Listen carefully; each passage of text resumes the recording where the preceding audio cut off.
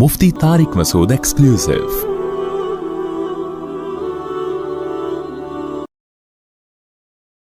देखें, एतकाफ़ बहुत बड़ी फ़जीलत है। नबी सल्लल्लाहु अलैहि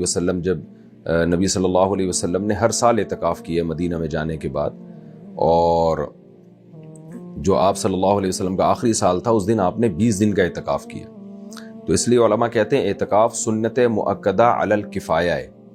अलल किफ़ाया का मतलब ये है कि पूरे महल्ले में कोई भी एतकाफ़ में ना बैठे तो फिर सारा महल्ला काबिल मलामत है।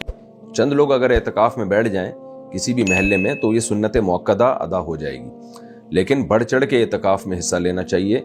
नबी सल्लल्लाहु अलैहि वसल्लम ने फरमाया, एक दिन का एतकाफ़ इंसान को ऐसे जहन्नम से दूर कर देता है जैसे ज़मीन और आसमान का फासला, इतना जहन्नम से दूर हो जाता है इंसान।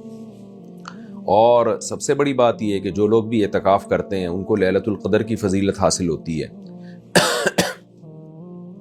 और पूरे साल में जितनी ज़्यादा फजीलत रमज़ान की है इतनी किसी महीने की नहीं है।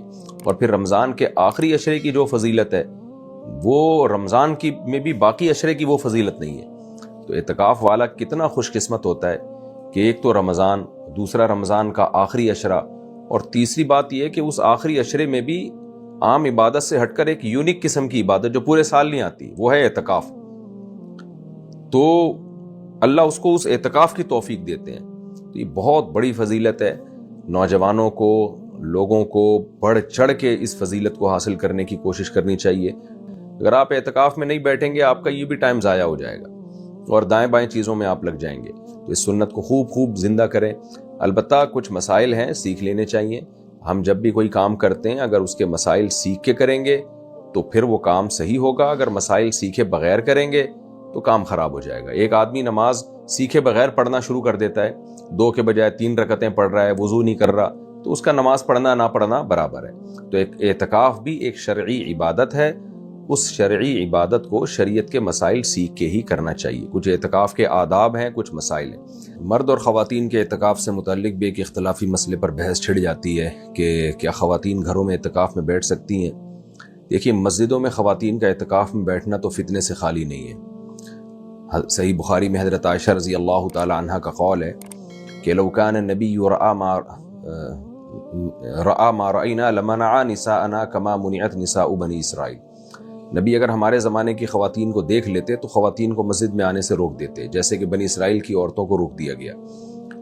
तो इसी बेस पे फ़ुक़हा का शुरू से इख्तलाफ है कि ख़वातीन मस्जिद में नमाज के लिए जा सकती हैं या नहीं जा सकती। लेकिन बहरहाल इस ज़माने में हमारी राय यही है कि ख़वातीन को मस्जिद में नमाज की इजाज़त देनी चाहिए, क्योंकि ना आने में जाने में भी फितना है और ना आने में ज़्यादा संगीन नौयत का फितना है कि बिल्कुल दीन और मज़हब से दूर हो जाएंगी।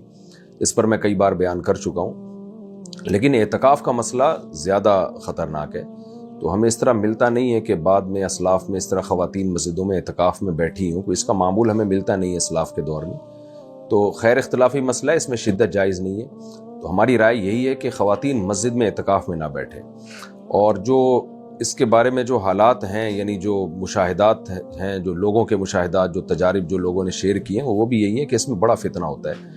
क्योंकि आजकल ख़वातीन को पर्दे के हकाम और खुशबू ना लगाना और बहुत रिज़र्व रहना मर्दों से, ये बड़ा मुश्किल हो गया काम। तो नमाज के लिए तो चली जाएंगी, और वो भी ज़्यादातर ज़ाहिर है जुम्मे ईदैन के लिए आएंगी। आम नमाज़ों में तो ख़वातीन वैसे भी नहीं आती, और उनके लिए घर में नमाज़ पढ़ना, बहरहाल ये मस्जिद में नमाज़ पढ़ने से ज़्यादा अफजल है।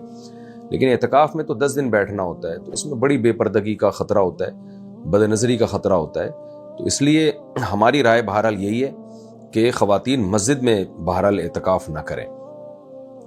अब बाकी उलमा का चूँकि इख्तलाफ है, इसलिए शिद्दत बहरहाल ठीक नहीं है इस मसले में। बाकी घर में ख़वातीन एतकाफ़ करेंगी, कर सकती हैं कि नहीं कर सकती, तो इसमें भी दोनों तरफ दलाइल हैं, और दोनों तरफ दलाइल जानदार दलाइल हैं। जो हजरात कहते हैं कि ख़वातीन घर में एतकाफ़ नहीं कर सकती, उनकी दलील कुरान मजीद की आयत है, वह अंतुम आकिफून फिल मसाजिद। कुरान ने मस्जिद में एतकाफ़ का जिक्र किया है।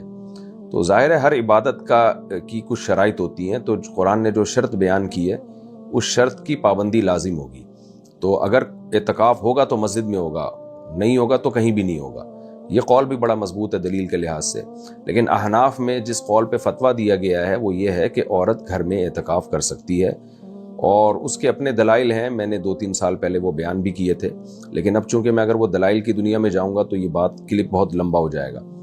تو جو فقہ حنفی کو جو فالو کرتے ہیں یا علماء احناف کو جو فالو کرتے ہیں، تو ان کے لیے گنجائش ہے ان خواتین کے لیے کہ وہ گھر میں اعتکاف کر سکتی ہیں۔ بہرحال اختلافی مسئلہ ہے، اور پھر میں نے بتایا کہ اس میں شدت جائز نہیں ہے۔ تو صدیوں سے خواتین گھروں میں اعتکاف کرتی آ رہی ہیں، لیکن گھر میں پھر اگر اعتکاف کرنا ہو تو سب سے بہتر تو وہ کمرہ ہے جس میں نماز کا معمول ہو۔ تو خاتون کسی کمرے کو نماز کو خاص کر دیں، یعنی نماز اسی میں ہوا کرے۔ نبی صلی اللہ علیہ وسلم نے ہمیں حکم دیا ہے کہ گھروں میں ایک کمرہ ایسا رکھنا چاہیے جو نماز کے لیے ہو۔ تو ایسا کمرہ جس میں نماز پڑھی جاتی تھی، خاتون اس کمرے کو خاص کر دیں اعتکاف کے لیے، اگر اعتکاف کرنا چاہتی ہیں، اس قول پر عمل کرنا چاہتی ہیں جس میں گھر میں اعتکاف کی گنجائش ہے، تو اس کمرے کو خاص کر دیں۔ پھر اس کے وہی حکام ہوں گے جو مسجد کے حکام ہوتے ہیں، یعنی اعتکاف کے حق میں، ویسے وہ حکام نہیں بن جائیں گے جو مسجد کے ہوتے ہیں، لیکن اعتکاف کے حق میں وہی حکام۔